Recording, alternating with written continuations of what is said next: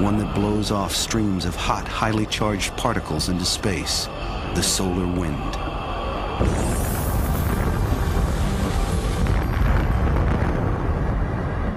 Gusts traveling up to 1 million miles an hour can hit Earth within 2 days. An invisible magnetic field generated by the spinning dynamo of Earth's molten core shields us from this scalding wind. But what is the direct impact of the solar wind on Earth?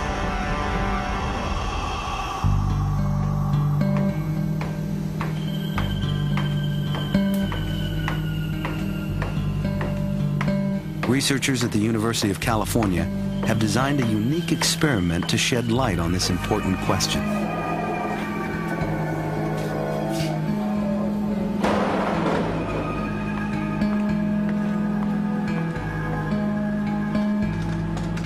In this laboratory, Hafiz Rahman is trying to discover exactly how the solar wind affects our planet.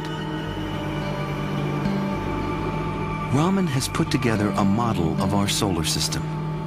An accelerator will generate a blast of charged particles. A vacuum chamber will simulate the emptiness of space. And a small model of Earth, called a Torella, is the target.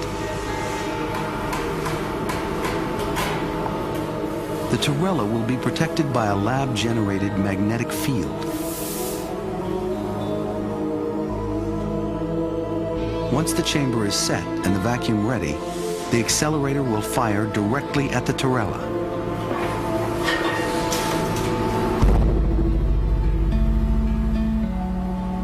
$150,000 amps will generate a wind of particles traveling faster than the speed of sound.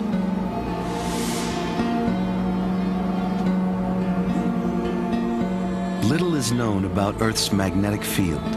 It is difficult to measure or define in space. Rahman now hopes to capture the field's reaction to a simulated solar wind.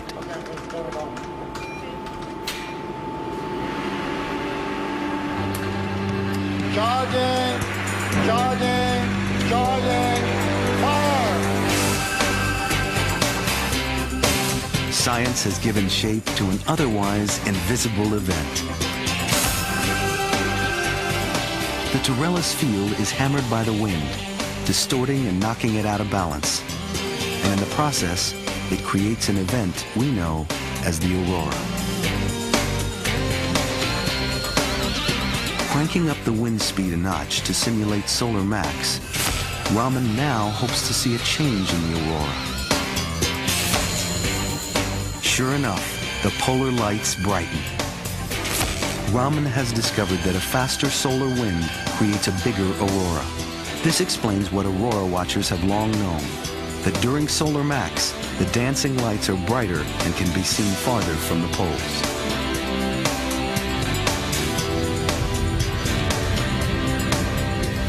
Earth's magnetic field swarms with invisible charged particles. When the solar wind strikes the field, particles are kicked like cosmic pinballs down toward the poles. There they crash into our atmosphere to create bursts of auroral light.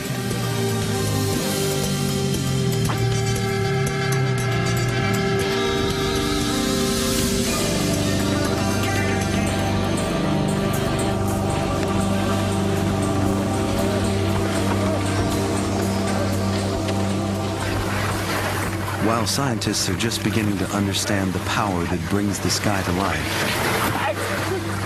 those who live near the poles have long had their own interpretations.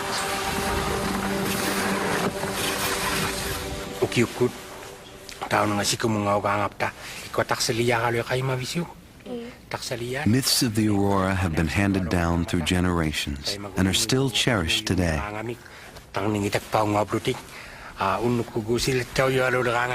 It is said that whistling can call up the lights, but children are also warned not to get too close, else they be swept away.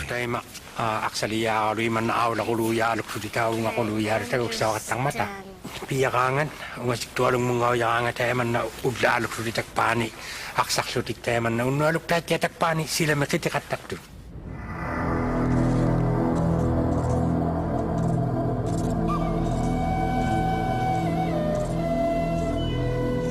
Without the polar lights, this land would be dark for much of winter.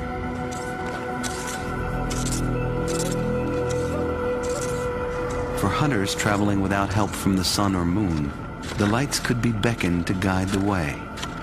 Oh! Oh! Oh no! Oh!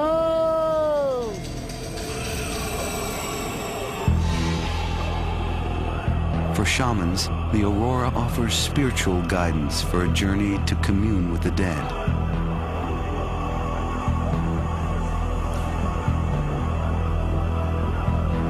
In this bone-cold land where the sun can vanish for months, nothing is more comforting than the shimmering spectacle of lights.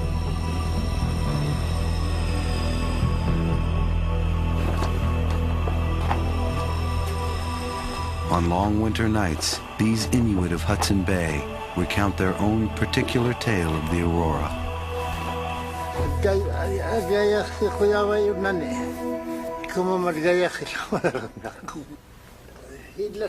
They see the lights as the souls of their loved ones, playing a spectral game of soccer in the heavens. If you listen hard enough, you can hear the ghostly echoes of their running feet.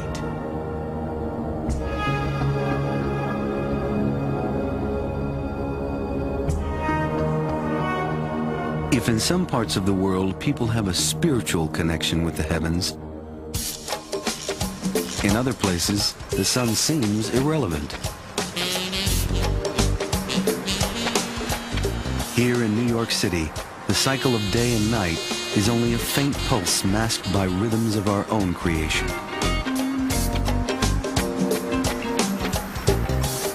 People race around the clock, often too busy to even look up.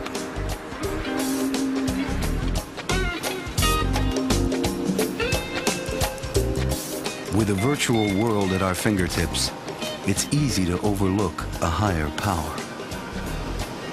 There are a number of things that we take for granted every day that can be affected by the sun. Louis Lanzarote is a space physicist at Bell Labs. He tracks advances in telecommunications and is keenly aware of the sun's potential. It is ironical that as we've become more high-tech and we've become more wired, we have tended to forget nature. And in fact, here in New York City, if we go out at night, we don't see the stars in the Milky Way, and we're not enamored of the sky anymore because all the lights block the sky out. It's the same way with the sun.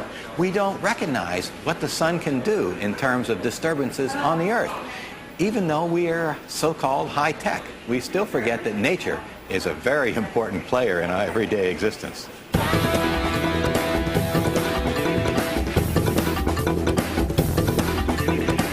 As we hurtle through a high-tech age, we're becoming more dependent on our sophisticated devices. But the very advances that seem to free us from the cycle of day and night also bind us to the sun in new and unexpected ways. When we approach solar max, the sun is more likely to blast Earth with high-energy particles. Our fast-growing networks, power cables, oil pipelines, and telephone wires all serve as giant lightning rods to catch the dangerous power of solar outbursts. At any moment, the sun could leave us in the dark. Nature can always throw us a curveball, as we've known since we've monitored the sun rather closely for the last 150, 200 years. And so with a more wired world, we need to be very careful, and we need to be cautious, and we need to look at all the what-ifs to see if nature can get us or not, even if this is not a worse solar maximum than the last 2 or 3 that we've gone through, because several in the last have caused problems.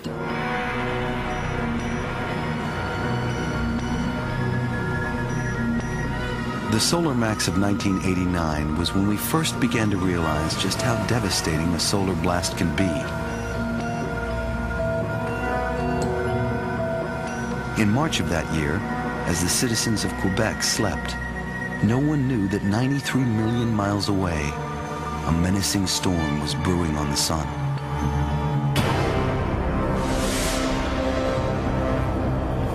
A solar hurricane swept through space. 3 days later, it struck Earth. A magnetic storm quickly spread over the northern hemisphere, but the province of Quebec bore the brunt. Over 1 million amps overwhelmed the power grid. Power stations went down like dominoes, casting 7 million people into darkness.